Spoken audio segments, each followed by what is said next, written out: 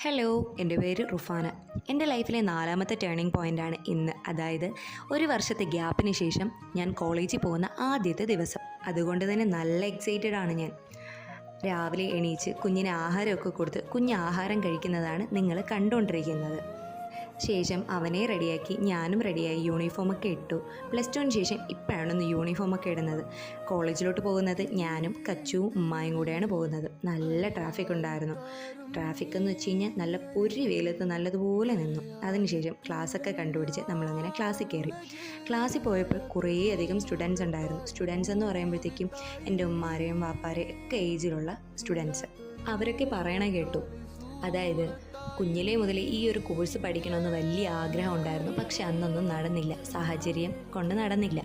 അതുകൊണ്ട് അവരുടെ റിട്ടയർമെൻറ്റിലെങ്കിലും നടക്കണമെന്ന് വിചാരിച്ചിട്ട് അവർ അതിനുശേഷം പഠിക്കാനായിട്ട് വന്നവരാണ്. അവർ ഓരോരുത്തരും അവരുടെ കാര്യങ്ങളൊക്കെ പറഞ്ഞു, ഞാനും പറഞ്ഞു. അങ്ങനെ നല്ലതുപോലെ ക്ലാസ്